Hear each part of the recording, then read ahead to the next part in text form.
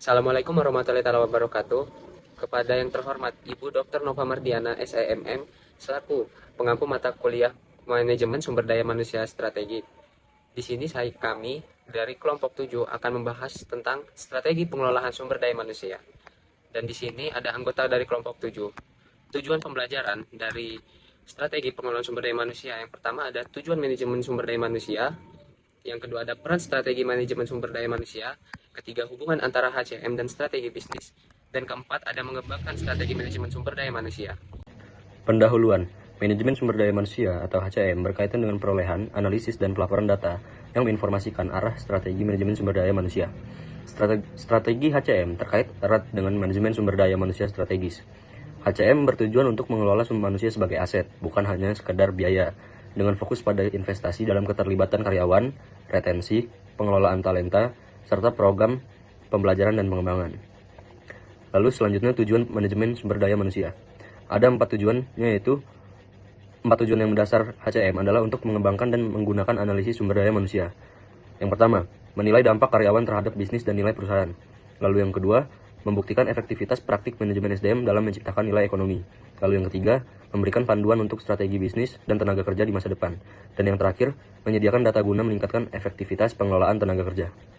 Selanjutnya ada peran strategi manajemen sumber daya manusia.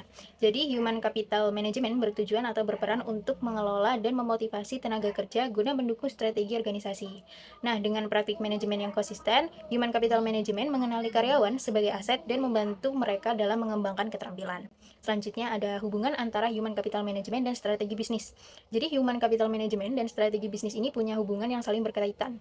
Jadi human capital management membantu organisasi mengambil keputusan yang lebih baik terkait tenaga kerja, yang mana ini berdampak pada kesuksesan jangka panjang perusahaan atau bisnis.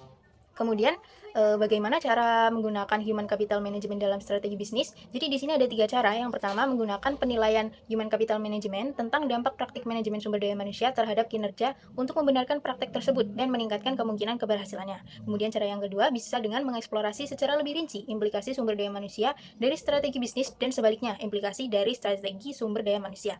Kemudian cara yang terakhir atau cara yang paling biasa digunakan adalah dengan menghubungkan hasil bisnis dengan praktik manajemen untuk menentukan bagaimana mereka dapat memberikan kontribusi terbaik untuk meningkatkan kinerja. Selanjutnya, mengembangkan strategi manajemen modal manusia. Strategi manajemen modal manusia ini bertujuan untuk menghubungkan hasil bisnis dengan praktik manajemen SDM guna meningkatkan kinerja perusahaan. Strategi bisnis dan pendorong bisnis dianalisis berdasarkan 3 aspek utama. Yang pertama, isi strategi bisnis merupakan inti dari strategi yang digunakan perusahaan untuk mencapai tujuan bisnisnya. Yang kedua ada kegiatan pendukung HR, yaitu merujuk pada aktivitas manajemen SDM yang mendukung strategi bisnis. Yang terakhir ada data pendukung yang diperlukan, yaitu data yang digunakan untuk mengevaluasi efektivitas strategi dan memastikan keputusan berbasis fakta. Selanjutnya yaitu program pengembangan dimulai dengan menentukan tujuan strategi HCM, yaitu yang pertama ada mengumpulkan dan menganalisis data. Yang kedua, mendukung pengembangan strategi bisnis. Dan yang ketiga, membuktikan bahwa strategi SDM yang unggul itu menghasilkan kinerja terbaik. Yang keempat, menegaskan bahwa SDM menciptakan nilai bagi perusahaan. Dan yang terakhir, menilai dampak tenaga kerja terhadap hasil bisnis. Oke, selanjutnya ada pengembangan analisis manusia. Analisis sumber daya manusia atau people analysis digunakan untuk mendukung strategi bisnis melalui data karyawan. Beberapa aspek utama yang dianalisis meliputi yang pertama ada komposisi tenaga kerja, yaitu melihat distribusi tenaga kerja berdasarkan usia, jenis kelamin, atau keahlian. Selanjutnya ada lama kerja, yaitu mengukur rata-rata masa kerja karyawan untuk memahami loyalitas dan retensi. Selanjutnya ada analisis keterampilan, yaitu mengevaluasi kompetensi karyawan untuk pengembangan pelatihan yang sesuai. Lalu ada turnover dan absensi, yaitu menganalisis tingkat pergantian karyawan dan ketidakhadiran untuk memahami kepuasan kerja. Selanjutnya ada biaya gaji dan produktivitas, yaitu membandingkan pengeluaran untuk gaji dengan output kerja guna memastikan efisiensi. Dan yang terakhir ada evaluasi program SDM, yaitu mengukur efektivitas kebijakan SDM yang telah diterapkan. Selanjutnya ada kesimpulan, manajemen modal manusia adalah pendekatan strategis dalam pengelolaan SDM dengan memanfaatkan data untuk mengoptimalkan kontribusi karyawan terhadap bisnis. Dengan menganggap karyawan sebagai aset, perusahaan berinvestasi dalam keterlibatan, retensi, dan pengembangan bakat. Perusahaan juga berperan dalam meningkatkan efektivitas tenaga kerja, menghubungkan kebijakan SDM dengan strategi bisnis, serta mendukung pengembalian keputusan berbasis data guna keberlanjutan dan pertumbuhan perusahaan. Bab yang selanjutnya itu bab 13 mengenai manajemen pengetahuan. Tujuan pembelajarannya yaitu tujuan dari strategi manajemen pengetahuan adalah untuk menangkap keahlian kolektif suatu organisasi dan mendistribusikan ke tempat yang paling tepat untuk menggunakannya. Proses atau praktik menciptakan, memperoleh, menangkap, berbagi, dan menggunakan pengetahuan dimanapun pengetahuan itu berada untuk meningkatkan pembelajaran dan kinerja dalam organisasi.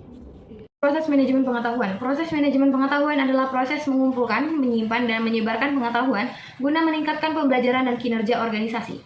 Tujuannya adalah untuk mentransfer pengetahuan dari individu yang memiliki keahlian kepada yang membutuhkan sehingga mendukung efektivitas dan keunggulan kompetitif.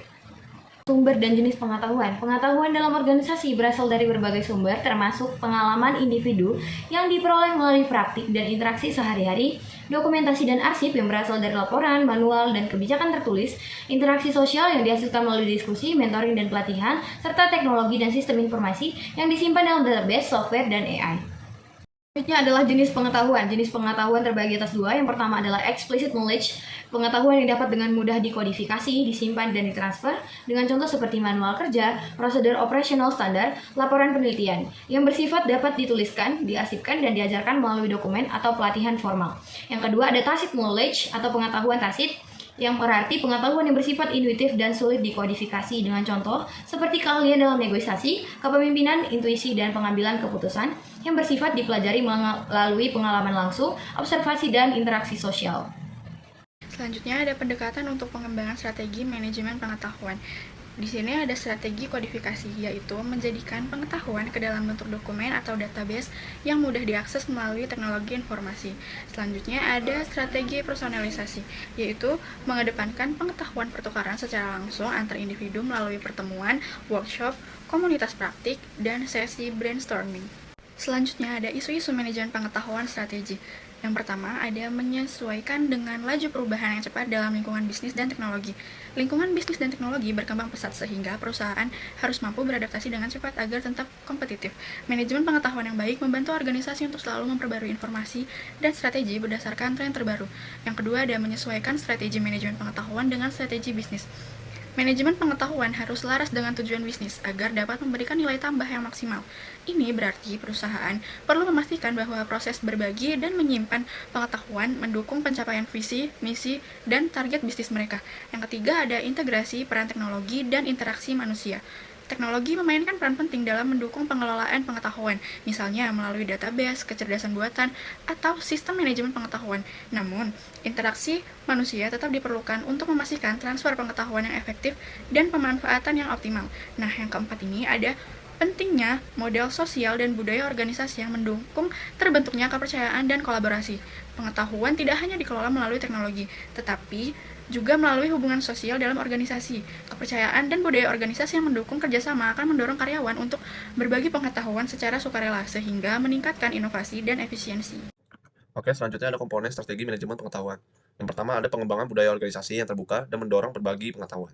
Yang kedua ada penerapan sistem TI yang efektif untuk menyimpan, mengakses, dan mendistribusikan pengetahuan. Yang ketiga ada pembentukan komunitas praktik sebagai wadah pertukaran ide dan pengalaman antar karyawan. Yang keempat ada pemberian insentif dan motivasi bagi karyawan yang aktif berbagi pengetahuan. Yang kelima ada implementasi proses pembelajaran berkelanjutan melalui seminar, workshop, dan pelatihan untuk memperbarui serta menyebarkan pengetahuan dalam organisasi. Selanjutnya yaitu kesimpulan. Manajemen pengetahuan adalah proses penting dalam organisasi untuk memanfaatkan dan mentransformasi sumber daya pengetahuan yang ada. Tujuannya adalah untuk meningkatkan pembelajaran dan kinerja organisasi dengan mengidentifikasikan, menyebarkan, dan menggunakan pengetahuan secara efektif. Manajemen pengetahuan adalah upaya sistematis untuk memastikan bahwa pengetahuan yang berharga dalam organisasi dapat diakses, dibagikan, dan dimanfaatkan secara efektif untuk mencapai tujuan organisasi.